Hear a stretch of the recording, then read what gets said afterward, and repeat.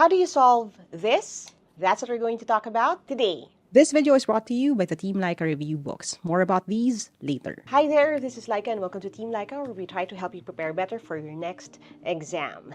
This is part 5 of our series on problem solving. And if you haven't seen parts 1 to 4 yet, I'm going to link them in the description box sa baba. And of course, sa pop-up link na rin natin dito. It's very important for you to understand parts 1 through 4 kasi this video lesson is building on top of that. Now, before anything else, don't forget to subscribe if you haven't yet. Hit that bell icon para malaman nyo kapag ready na yung susunod pang part nito kasi we have another part coming up, and of course we do live streams, we do other things to help you prepare for your exam din. So I would hate for you to miss the rest of the series. Now, this is the problem set that we've been solving since the beginning nitong series na ito. Nasa part 6 na tayo. The gym brought in 1,752,000 this month.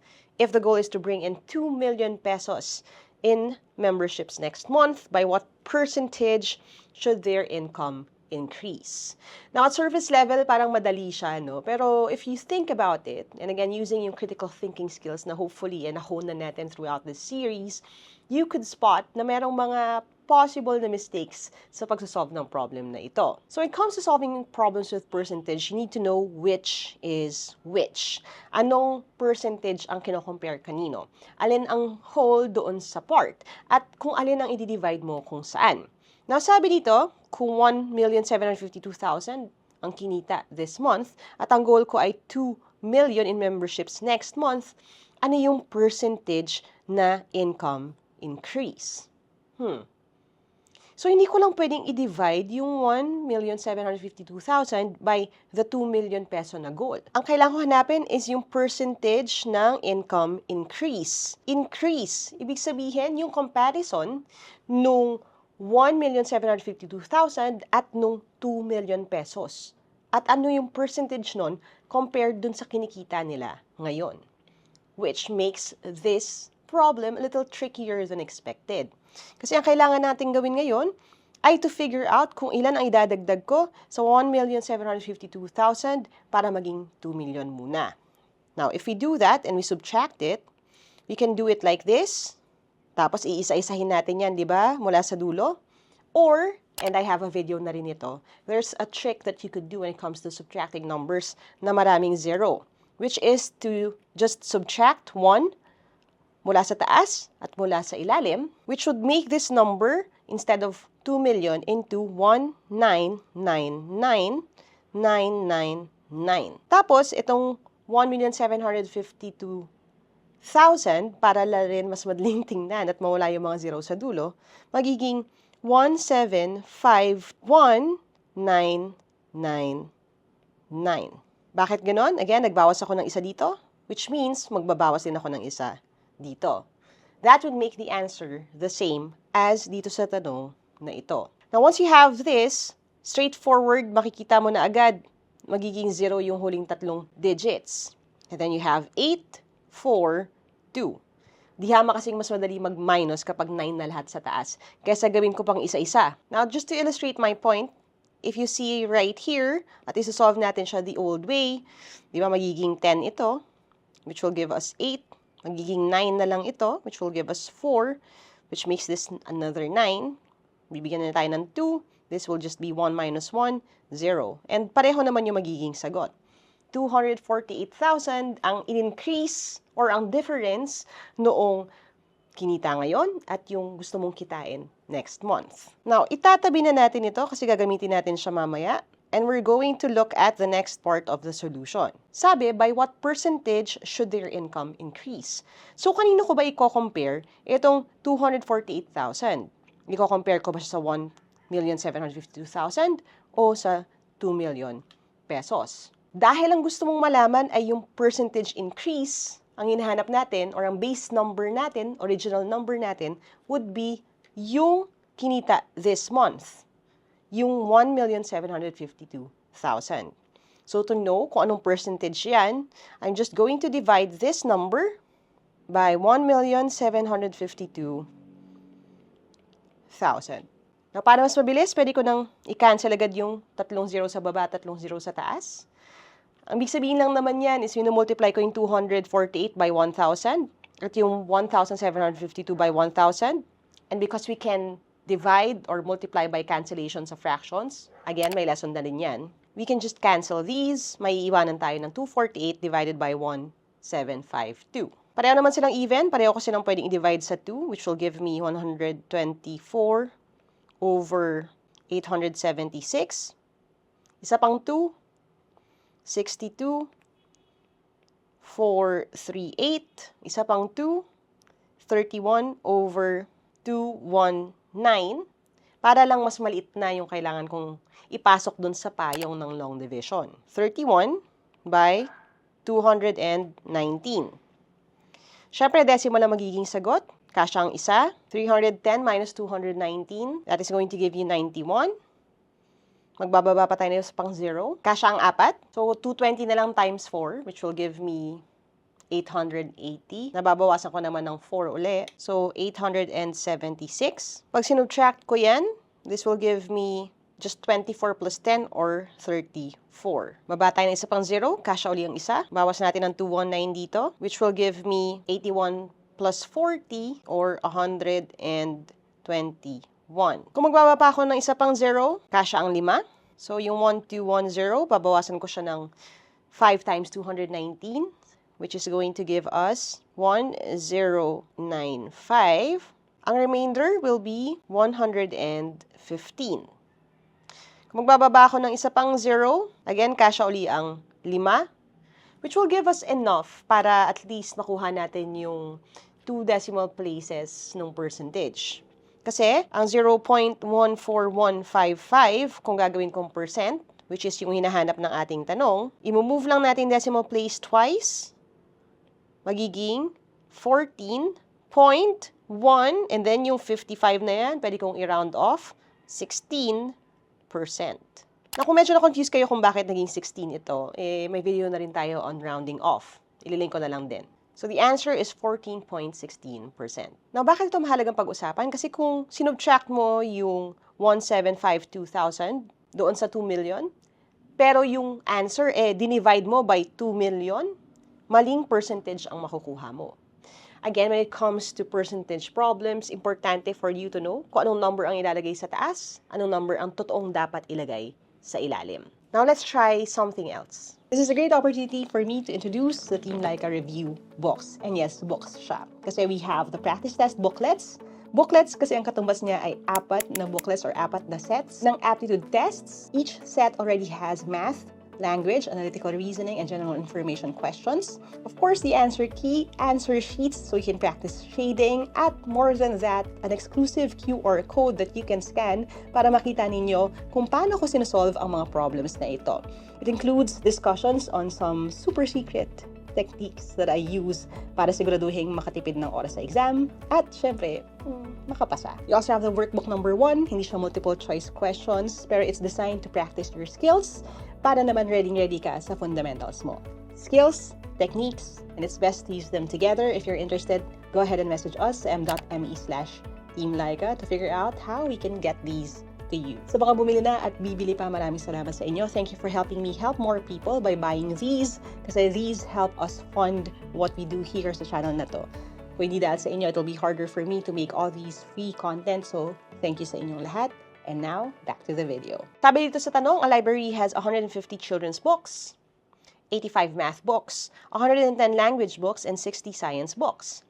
If the rest of the books were self-help books, and the library's total was 420 books, what percentage of the books were self-help? Paano natin ito solve? Una sa lahat, kailangan natin malaman kung aling percentage ng books ang self-help. At dahil hindi siya sinabi tuwiran dun sa tanong, kukunin natin yung information na yan by looking at the other figures. Meron kang 150 children's books, 85 math books, 110 language books, at 60 science books. Pero ang total ay 420. Kasi nga, hindi mo alam kung ilan ba talaga yung self-help books. So, paano mo yun malalaman?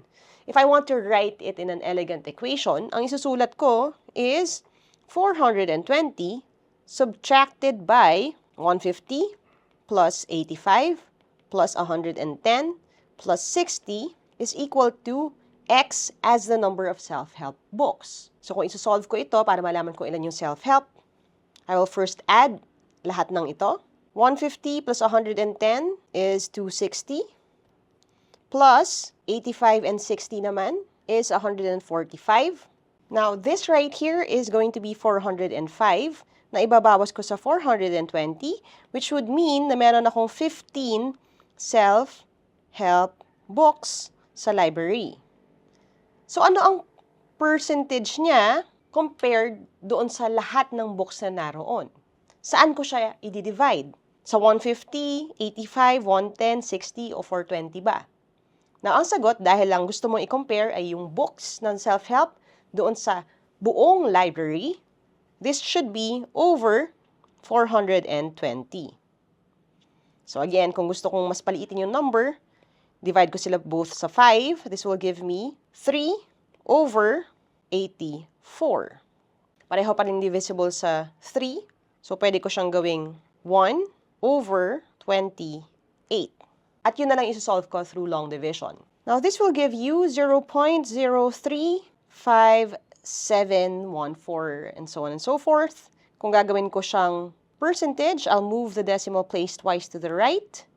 This will be 3.57%. So again, sa problem solving, lalo na dealing with percentages, fractions, parts, anything like that, you need to know kung ano yung totoong number na ilalagay sa taas, totoong number na ilalagay sa ilalim. And if you need to solve to figure out kung ano yung numbers na yon, you would need to do that too. The best way for you to figure out kung nakuha nyo talaga yung lesson is through a quick quiz. This is going to be a little bit longer, but I just really wanted to know kung nakuha nyo siya talaga.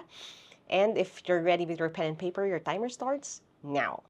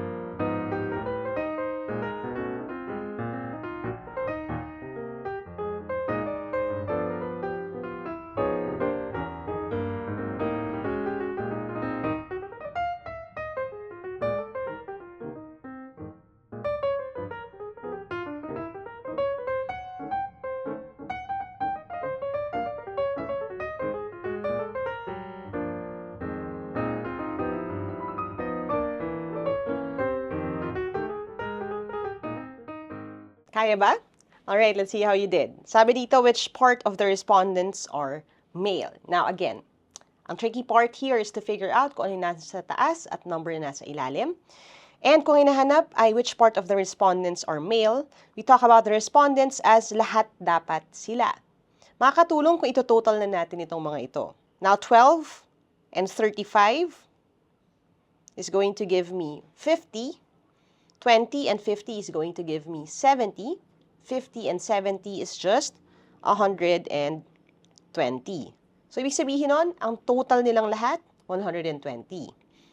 So, aling part ng respondents ang male? Ilalagay ko na agad yung 120 na total sa ilalim. At yung male naman, kailangan ko ring pagsamahin itong 12 at yung 38. Pareho kasi namang male itong dalawang grupo na ito. Kung ang ginawa mo lang ay yung 12, kulang yung sagot mo. So, 12 plus 38 is 50. 50 over 120. Or 5 over 12 na lang. 5 divided by 12 is 41.67%. That is the answer. Long division na lang. Kaya nyo na yan. Next question tayo. Sabi, what part of the respondents are not male scholars? Importante yung word na not. Kasi ang ibig sabihin nun, ang not male scholars would be 20, 38, and 50. Kung ano yung hindi kasama dito sa 12, which changes the entire equation. Kasi, ang number na nasa taas should be 20 plus 38 plus 50 or 108. Kasi ito yung not male scholars. No, anong part ng respondents ang hinahanap, which means yung number na sa ilalim will still be 120. Now, since pareho naman silang even, pwede ko silang i-divide pareho sa 2, which will give me 54 over 60. na pwede ko pang mas paliitin into 27/30. Parehong divisible sa 3. So, pwede ko pa rin siyang paliitin sa 9/10, which makes yung percentage easier kasi 9/10 is just 90%. So, ang sagot natin dito, 90%. Now, of course, pwede nyo rin siyang isolve using long division. Hindi ko na ipapakita in the interest of time. Which part of the female population are scholars? Question number 3 na tayo. So, kung tatanggalin ko uli ito, just to mark kung ano yung mga hinahanap natin are the scholars na bahagi ng female population. Yun na yung point of reference. Hindi na yung lahat ng respondents. So, kung female na population lang ang importante, that would just be 20 and 50 as the total. Yung whole dito sa hinahanap natin. So, this should be over 70 na lang. Aling part kasi nung female population or aling part ng 70 ang scholars. So, sino nga ba ang scholars na babae? It would be 20. So, this will be 20/70. Pwede natin mas paliitin into 2/7. That would be 28.57%. Kasi sa Filipino, aling bahagi ng lahat ng babae ang scholar. Alin sa 20 at 50 ang scholar, which is 20, over kung ilan silang lahat, 70. Now, kung ang nilagay mo sa taas ay yung 20, pero sa ilalim ay yung 120, you would get it wrong. Kung ang ginawa mo naman ay i-add ang mga scholars at yun ang i-divide sa 70, it would still be wrong. Kasi ang tanong, aling bahagi ng mga babae ang scholar. Qualifier na agad yung female population. So, doon ka lang kukuha ng kung ilan ba yung scholars. Tricky, di ba? Question number 4, what is the probability of a respondent being picked at random being a male scholar? So, pag sinabing probability of a respondent picked at random, lahat sila kasama sa pwedeng pagpilian. Again, with a total na 120 na ang magiging denominator natin dito. At ang hinahanap niya ay male scholar. Scholar na, male pa, which will be 12. So, ang number sa taas, 12. 12/20 or 1/10 or simply 10%. Yun ang sagot. Question number 5, what is the probability of a respondent picked at random not being a female scholar? Again, with the word not, ibig sabihin, ang hinahanap natin, lahat ng hindi female scholar. Ang female scholar ay 20 at ang hindi female scholar would be yung 12 na male scholars, 38 na males na hindi scholars, 50 na females na hindi rin scholars. So, i-add natin yan lahat. It would be 12 and 38, which is 50, plus another 50. That is going to give me 100 over lahat ng respondents, which is 120. Again, pwede ko nang tanggalin agad yung 0 sa dulo. This will just be 10/12 na pwede nating isulat as 5/6 kasi divide ko lang siya sa 2. At kung gagawin naman nating percentage, this will be 83.33%. Now, kung hindi nyo napansin yung not, the answer would be completely different. Now, dito na tayo sa question number 6, which is a little more tricky. Sabi, if the female scholars will be increased by 50%, by how much will the percentage of scholars change? So, ang babaguhin lang or dadagdagan ay yung female scholars. Dadagdagan daw siya by 50%. Alin siya dyan? This will be female na 20. At kung dadagdagan ko siya ng 50% niya, magdadagdag ako ng kalahati ng 20, this will be changed to 30 female scholars. Importante din to see that ang hinahanap ay yung percentage of scholars at yung kanilang pagbabago. Now, ilan ba dati ang percentage ng scholars? Dati, or originally, the number was 12 and 20. So, ang original na dami ng scholars ay 32. At ang percentage ng scholars, doon sa respondents, of course, would be 32/120, which is 26.67%. Ito yung original na number. Pero kung naging 30, or gagawin kong 30 ang female scholars, the number would then be 30 plus another 12, that would be 42, at yung total ay mababago rin. Hindi na 120 ang magiging total na estudyante. Ang magiging total ay 12 plus 30, plus 38, and 50. So this will be 50 plus 80 or 130. Yun na yung bagong total na dami ng students. So kung percentage ng scholars ang hinahanap, it would be 42 over 130, hindi 42 over 120. Now this right here is 32.31%. At dahil ang hinahanap ay percentage ng change, how much will the percentage change, hahanapin natin yung pinagkaiba or difference ng 32.31 at 26.67. We are going to subtract yung original or yung una na percentage doon sa bagong percentage. Kung isosolve natin ito, syempre, magiging 11 ito. Magbaborrow tayo dito sa 3. This will be 4. And then we'll just borrow again here. This will be 12. And you have 6. Borrow ulit dito. This will be 11. This will be just 2. And now you have 5.64%. So ang tamang sagot, 5.64% ang percentage change from yung original na percentage ng scholars to yung bagong magiging percentage ng scholars with the additional na 10 female scholars. Now, kung ang ginawa nyo dito ay 42 over 120, you just fell into a trap. And again, it's very important for you to practice critical thinking, to spot these tricks, para sa susunod na exam ay hindi kayo mabiktima. Okay? Right, that's part 5 nitong series na ito. It's a little bit longer than my usual videos, but I'm hoping na may napulot kayo dito. If anything, kung ang napulot ninyo ay maging mas careful next time, panalo na tayo dyan. Again, don't forget to subscribe if you haven't yet. Hit the bell icon to know kapag ready na yung susunod na video. And it would be helpful if you like this video, maybe share it with your friends para mas marami tayong matulungan.